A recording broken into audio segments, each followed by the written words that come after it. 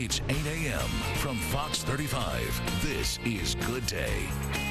All right, 8:12. Fox 35 Health Alert. For the first time, researchers have evaluated the different types of fertility treatments and birth defects. And they found that couples using certain methods could be at a higher risk of having a child with those birth defects or problems. And Michelle Berto has been looking into the study. She joins us now live from the newsroom with some of the details. Hi, Michelle. Hey, good morning, Amy. Yeah, the headline here for this study is that the risk of birth defects nearly double with some forms of fertility. And those defects we're talking about are quite severe. We're talking about cerebral palsy, cardio conditions, and also gastrointestinal problems. Now, there are two fertility treatments under fire in this particular study. The first one is intracytoplasmic sperm injection, also called ICSI. And that is when a single sperm is directly injected into an egg.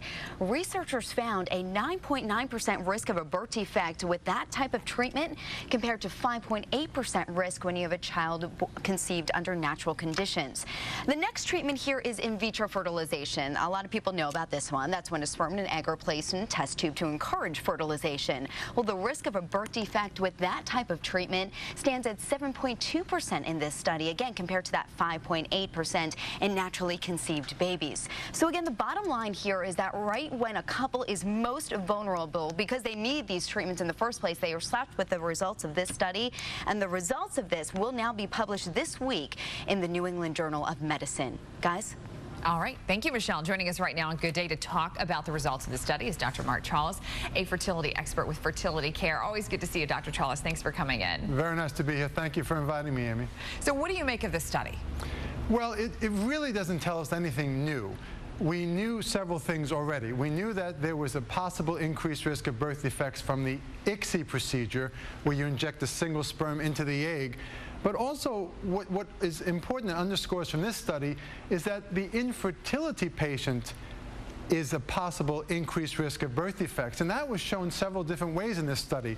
Patients who naturally conceived and were infertile had a higher rate of birth defects, and they also had a higher rate of birth defects if they had a history of infertility treatment and then spontaneously conceived. So it is probably the infertility problem in and of itself, not necessarily the treatment. The other thing is that they compared the treatment patients with a natural fertility population.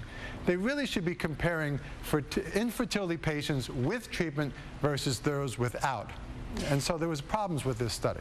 One of the things we often think about with patients who come to see you is that they tend to be a little bit older, and that oftentimes we know that people who are a little bit older, women who are older, are more at risk of having birth defects. Does that play into this or no? Well, they did stratify and adjust for maternal age, medical problems, smoking, problems during pregnancy. They did do that. They didn't adjust for the dad's age, and there's increasing evidence that increasing age of the father can actually cause birth defects. But the problem is that patients are devastated with infertility, and this kind of study is going to cause more problems.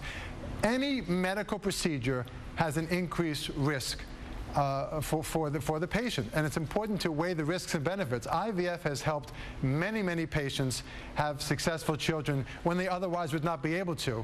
There is a concern about ICSI, where you inject the single sperm into the egg.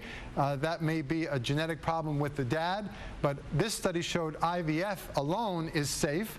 And it's probably due to the fact of any increased risk, probably the infertility problem in and of itself. But you weigh the risks and benefits, and IVF has helped many patients who would otherwise not be able to have children. All right, Dr. Mark Trolice, thank you for shedding light on this for us this morning from Fertility Care. We appreciate your time. My pleasure, Amy, anytime. 8:16.